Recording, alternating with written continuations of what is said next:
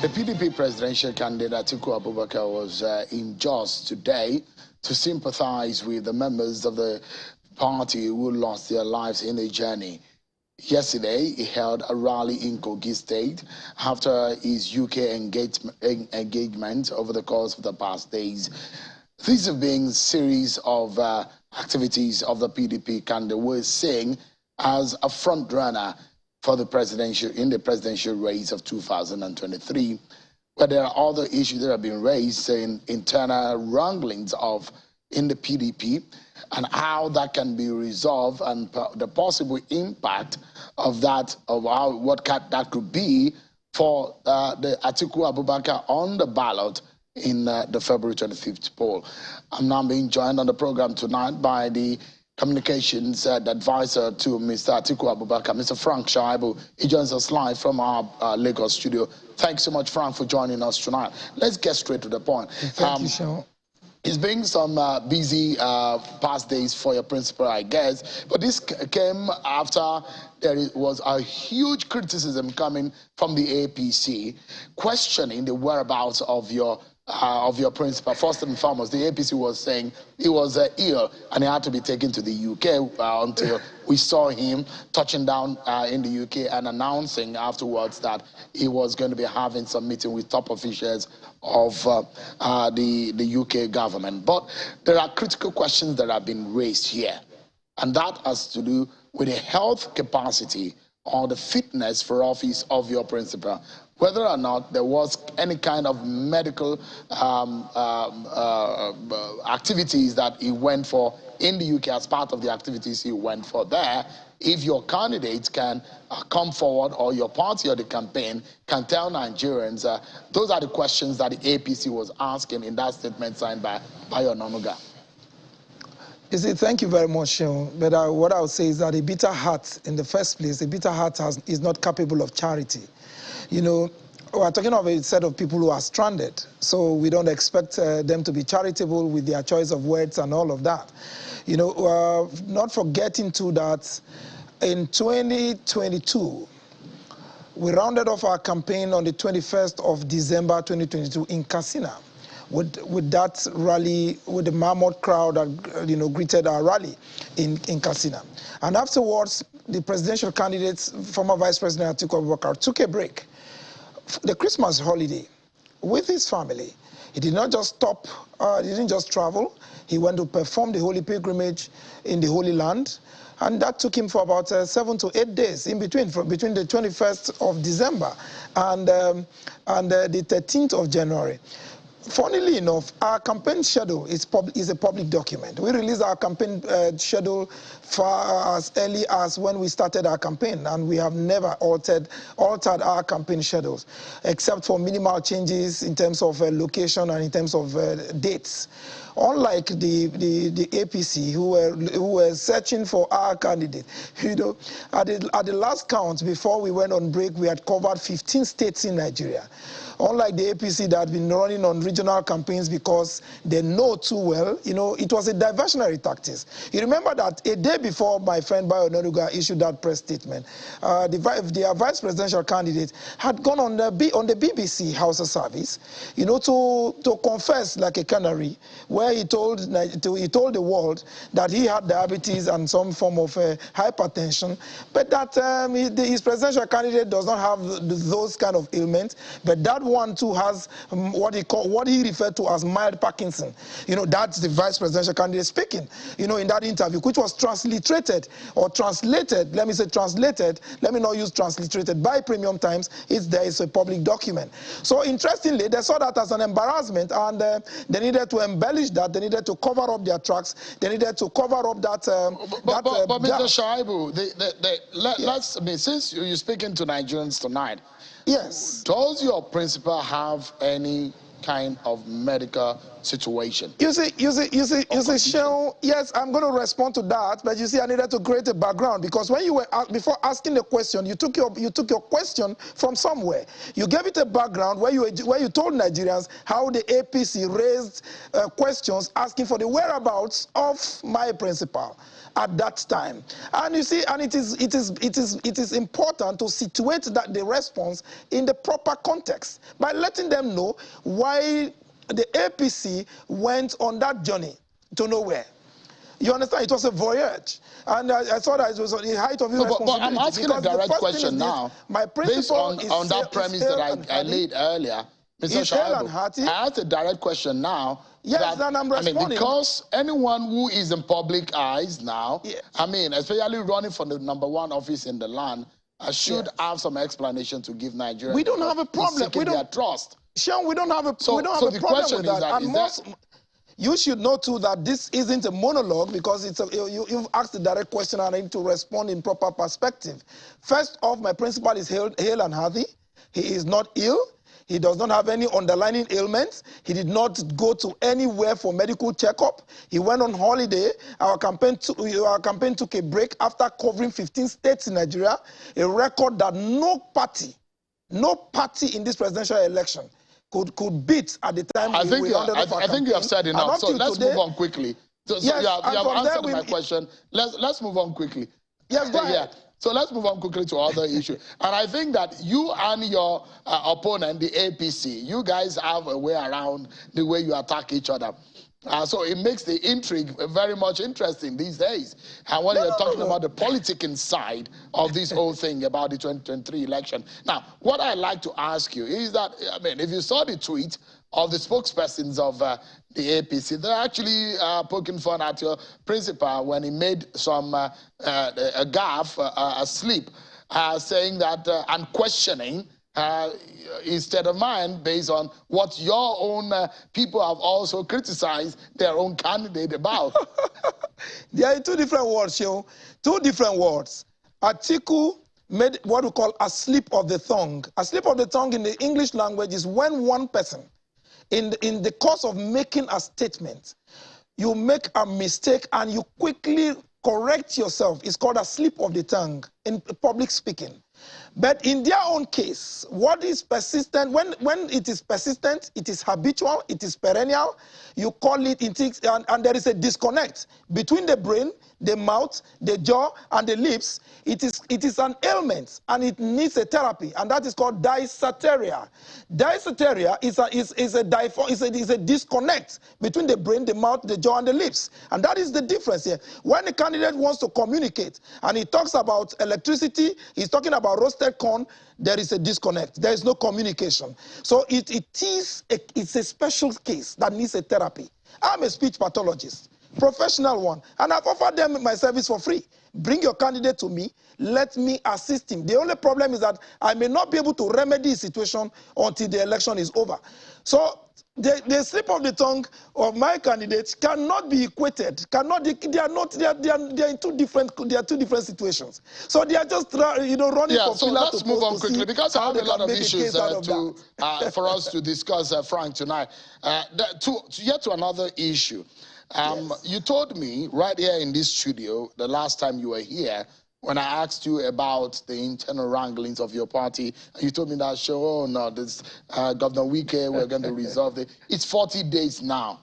Are things still on the track of being resolved?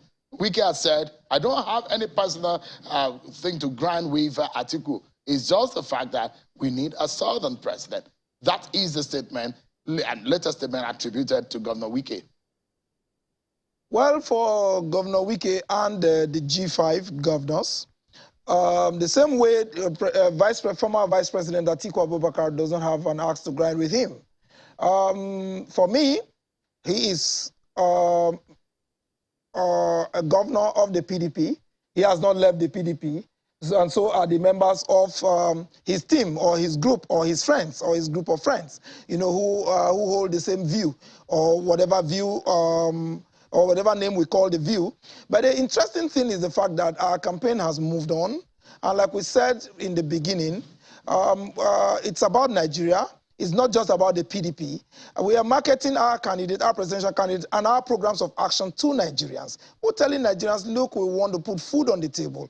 We want to stop the senseless massacre of our people. We want to stop senseless killings. We want to stop, this legacy of tears, legacy of death, legacy of hunger in the land in the last 7 years. So the idea is for Governor Nyesom Wike, we do not have my principal, Atiku Abubakar, does not have a personal a problem with him. But the issue is, like I read in the media maybe a few hours ago when he said, oh, we've closed the window.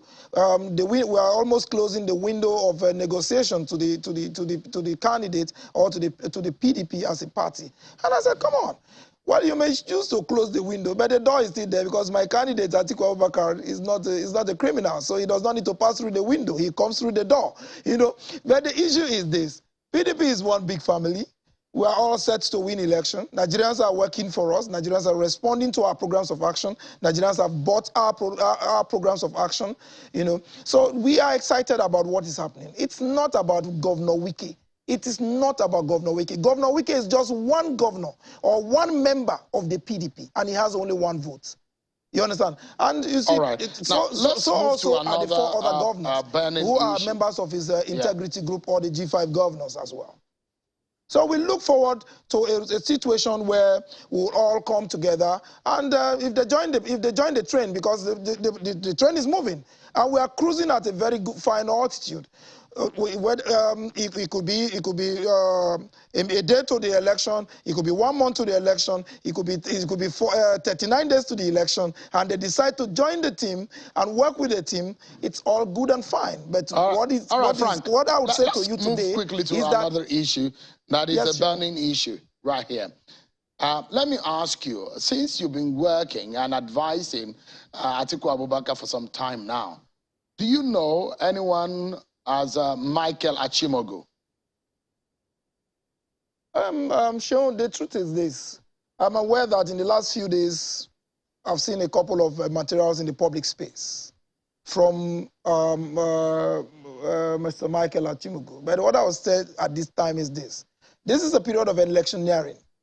And it is only a tree that bears fruit that people throw stones at.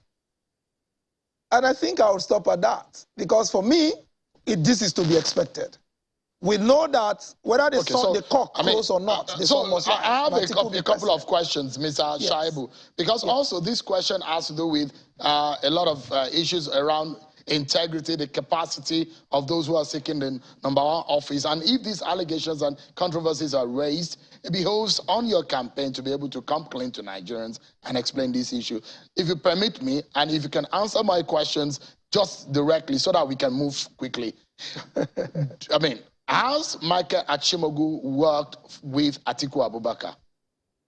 Well, to the best of my knowledge, I don't know what you mean by work with or work for. There are two different things. With and for are two separate prepositions, and they mean two separate things. But which when of you them? Say work with, As in work for him or work with him? Yes, which when one? you say, I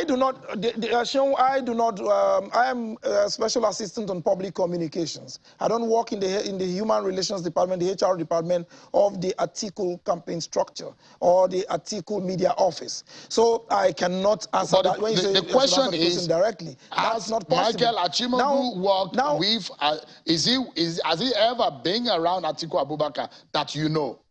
Well, I'm not a security detail. I'm not a security detail to know who is around him per time. So you do not know Michael Achimogu, is that what you're saying?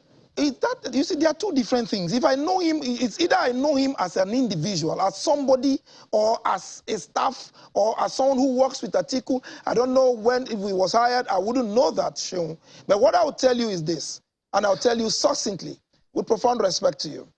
You see, and that is why I like us in the media circle to be able to interrogate. We have subjected, when you say we should come clean, of course it is good to come clean in terms of integrity, in terms of decent and character of our candidates in this race. Of course, we raised issues before now. We've questioned, at least you know the name of my presidential candidate, you know who his father is, you know his date of birth, we've told you the schools he attended, we've told you everything about him and all the particulars we submitted. We have presidential candidates in this race who we don't know their names, we don't know their full names, we don't know the primary schools they attended, we don't digress and all from of the that. issue. So the issue there is an allegation, Mr. Shaibu, yes. just for a moment, so that we don't move away from the question I was asking. There is an allegation this young man has raised, and he says that I released a tape where he said it's a conversation between him and Mr. Atiku Abubakar, saying that there were times when he raised the allegation that there were times when the vice president was in office and they raised what they call the special purpose vehicle or stealth manner of making funds and using proxies, himself and his former principal, when they were in power as president and vice president, and to use this money to fund political parties. What is the official reaction of your principal in this direction? Well, we will, at the appropriate time, I'm sure we'll issue an official statement. But before then, let me say something here. SPVs, you know what SPVs mean.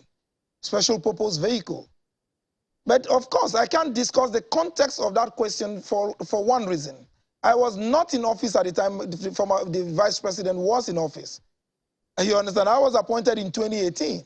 And between then and now, I know you know when former Vice President Atiku Abubakar left office. So I cannot give you the details to be able to respond to that question directly. But be that as it may. All right. So the issue is this. Since you are not able to answer some the of the issue is this, Sean. No, not since I'm not able to. In this line. Yes. Just a moment. And I'd like you to take this because we're out of time. I'd like you to anchor in this respect. So APC said something, and I'd like to read it to you. And what they're asking, basically, is that your candidate should step down. They said in this statement, and I quote, "A man who wants to rule Nigeria and wants Nigerians to repose trust in him must immediately and honestly come clean with these issues and also with this what they call legendary corruption." So, you see, it is shameful and reckless for the APC to even issue such a statement based on what we call hearsays or based on a feeble statement. We have presented before Nigerians evidence, clear evidence of involvement in narcotics case in the United States of America, where there was a clear forfeiture of $460,000 by Ahmed Bola Tinubu. We have asked for explanations as Nigerians. He has refused deliberately to submit himself for interrogation even by the media. Refused to attend debates, refused to attend town hall meetings, including the one organized by Channels Television. So if there is anybody who has something to hide, if there is anyone who has a skeleton in his cupboard, my dear brother, he who comes to equity must come with clean hands. These documents are clear and incontrovertible. They are public documents. But my friend, Frank Shaibu. Yes, sir. Thank you so much indeed for coming tonight. I appreciate it.